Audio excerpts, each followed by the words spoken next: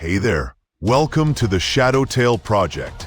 Here, you can practice English through stories, slow, clear, and full of feeling. Take a breath, listen closely, and let the language flow naturally. Ready?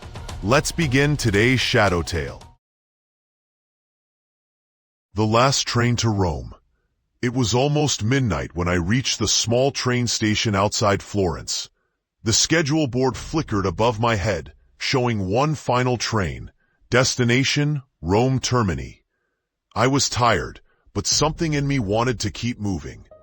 I bought a ticket, grabbed a cup of coffee, and waited on the platform. The night air was cold and smelled of rain. The station was quiet, too quiet. A single bench light buzzed softly, and an old clock ticked like a heartbeat. When the train finally arrived, it was nearly empty. Only 3 other passengers stepped inside. A young woman with a red scarf, a man in a dark coat reading a newspaper, and a little boy asleep beside his mother. I sat by the window. The doors closed with a heavy sound, and the train began to move. The city lights disappeared quickly behind us. Outside, there was only darkness and the faint reflection of my own face in the glass. I opened my phone. No signal. I tried to relax, but something felt strange. The rhythm of the wheels was uneven, and every now and then, the lights inside the car flickered. The woman with the red scarf looked nervous too. She kept glancing at her watch, then at the man in the dark coat, who never turned a page of his newspaper. After 20 minutes, the train slowed down. But we weren't at a station. We stopped in the middle of the countryside. The lights went out completely. For a few seconds, there was only silence, and then the sound of footsteps in the corridor.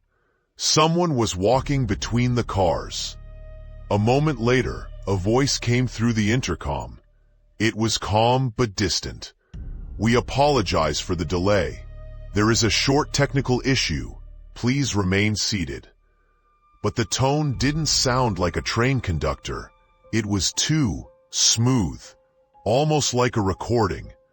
The little boy began to cry softly. His mother whispered something to comfort him. Then, without warning, the train started moving again, faster than before. The lights flickered back on, and when they did, the man in the dark coat was gone. His seat was empty. The newspaper lay on the floor, pages fluttering. The woman in the red scarf looked at me, her eyes wide. "Did you see him leave?" she asked. I shook my head. No, I didn't.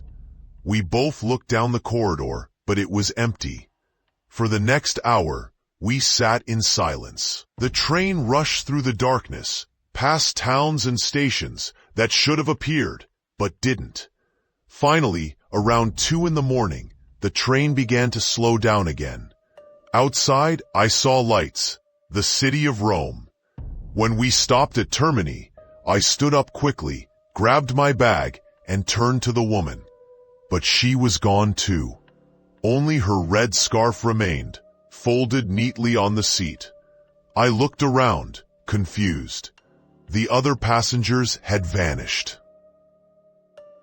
The train car was completely empty. I stepped onto the platform. It was silent. No other trains, no people, no announcements, just the sound of my footsteps echoing on the tiles. Then, from somewhere behind me, I heard that same calm voice say, "Thank you for traveling with us." I turned around, and the train doors closed. The train began to move again, slowly at first, then faster, until the sound disappeared into the night.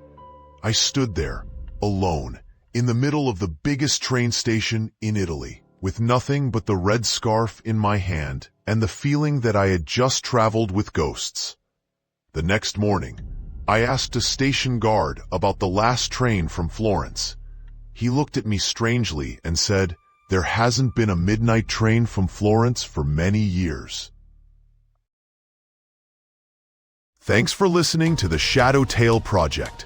Take a moment, repeat this story aloud, and feel the rhythm of English as it becomes your own. Every story brings you closer to fluency, one shadow at a time. Subscribe, and I'll see you in the next tale.